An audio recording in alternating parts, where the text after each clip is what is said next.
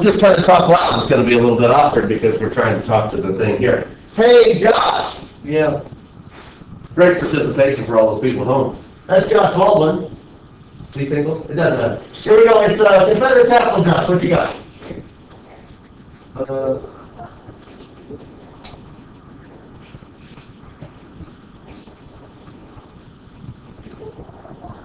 Offensive?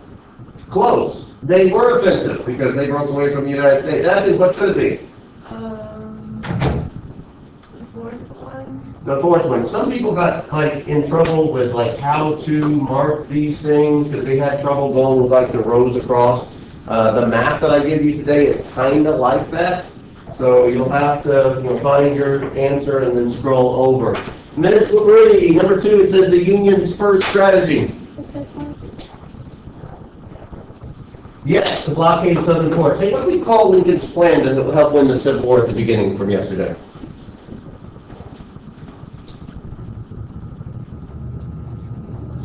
Just so you know, at home there are also crickets, unless you're answering at home and we can't hear you. We didn't call it the Big Bear Hug plan, but it was kind of like this.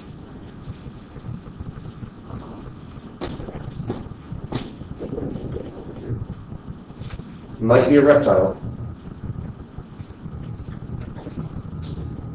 I know I said it in 5 classes at least yesterday. Something about a snake plant. What kind of snake was it? Did we really not say it in here? It's an anaconda. Thank you. The anaconda plan. The idea behind the anaconda plan is that slowly, did we not say that in here? No. You would remember the word anaconda, probably, right? Is? Not one time? You were listening? Okay. My fault, the second hour, and the people online. So, the anaconda plan. How does the anaconda eat, Atkins? There's no right or wrong answer, and this is not a science class, so I don't really know either. But What was the question? how does an anaconda eat? How's an anaconda eat? This is a scholarly question. Same? No? Have you ever seen an anaconda? Me neither, because I don't think they're around here. Hey, help us out, Eli. Through its mouth. Through its mouth. What a great answer. He is right. Now, what I should have said, I guess, maybe is how does it subdue its prey? Mr. Eli.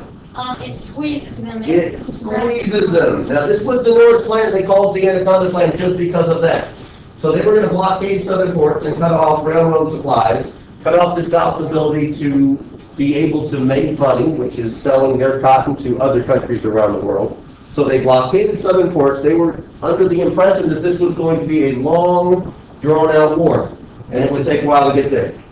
Confederate soldiers, what do we call them, Miss Morgan? Well, take a second. Good.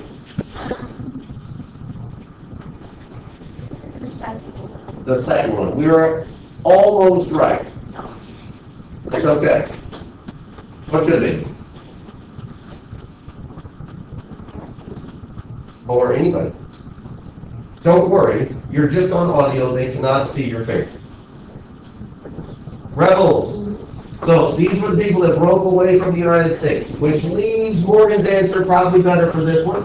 So when thinking of North and South, because one of the biggest problems on my test, and it will cause you to miss a lot of questions when we eventually get there, is if you confuse the Union and the North and the Yankees compared to the South and the Confederates and the Rebels. So the last one to go on attack is an offensive. Any questions on those? I don't feel like maybe, even though we clicked through a homework assignment yesterday, click, click, click, click, click, click, click, I'm not quite sure if we read for comprehension and did our best to answer these questions and look up the right answers. So we need you to put these things in your muscle memory, not just check box, say I'm done with that. The next thing, it says, in order to rejoin the Union in 1861, 48 counties of which state organized themselves as a separate state. Mr. Cornelia. West Virginia. West Virginia's right! So, WV, West Virginia. There are parts of Virginia that are actually west of West Virginia, so the math degree that those people made, they couldn't really come up with a better term for themselves at the time.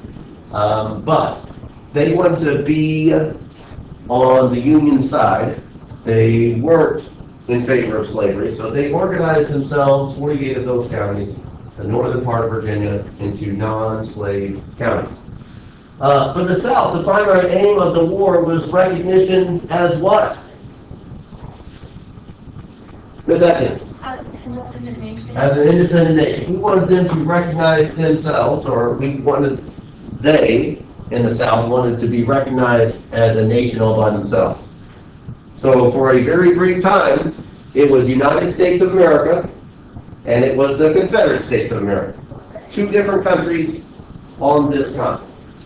So when we look at the next couple of questions, most soldiers, both Confederate and Union, came from what job? Now this was based on the graph, if you're looking at home, on the scan slide for page 462. Lillian, what were most jobs at the time? Farms. Most were farmers. Now when we call ourselves farmers, it wasn't like big, huge plantation farmers. Now this is one thing that we need to kind of correct. Big plantations were in the South, while most of the northern farms, most not all, were relatively smaller. But I think almost around 60% of people in the United States in 1850 were farmers. Compared to how many farmers do we have in here today? In here, anybody a farmer? I want to be a farmer. You gotta be a farmer, there you go. You gotta feed us. Thank you, Sam, for that. Perhaps the most important border state, according to the reading last night, and we'll see it when we go back to the map here in just a second. What did your book say was the most important border state? Ms. Thompson? Maryland. Maryland, why? Do you remember?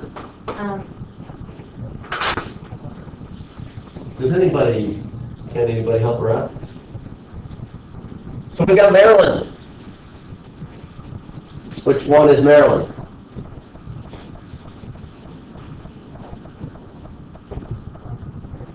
Which number is Maryland? You guys can Google it.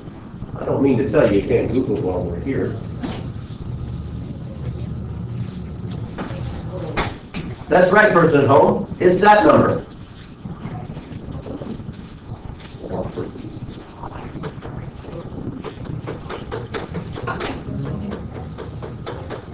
It's MD if you're trying to find it out. MD is Maryland. Google search, where is Maryland? 18 is correct, nice job. So it's like, what is right there? Kind of a big place here in the United States.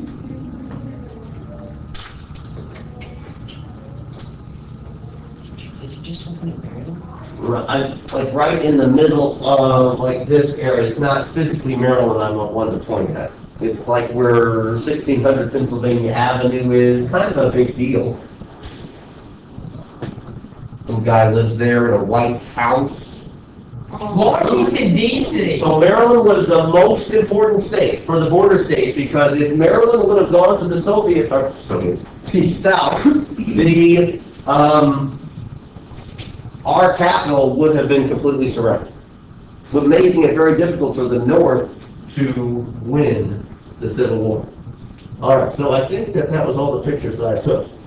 So a couple things while we're doing our homework, like we're clicking and hopefully finding the right answer. Some of our scores were very varied. So they were all over the place. I had a couple people get like 2 out of the 22 points. So hopefully you click that thing. I'm going to send those back to you right now so you can kind of see what you missed. However, I'm going to start you on your next assignment. Now this is going to be due at the end of the day tomorrow. So you have your online assignment. It is to look at this map. So this map is a map of the United States. At the time we had 34 states in the Union. And Union states are in the blue. Red states on the map based on this key here are border states. Those are the ones that were kind of in the middle. Could go either way, slave states or free states, Confederacy or Union. So what I'll do right now is to send that assignment to you. You are welcome to work on that immediately because the bell's going to ring in just a few moments. And also, that will be due tomorrow. Now, this is a little bit trickier because I put all the Confederate states together, like 1 through 11. And you have to be able to tell me. We know what number 18 is, right? What is it? Maryland. There we go. We learned one thing today. That's kind of our goal. So as you look at these states as they enter the Union, you can decide based on who they were fighting.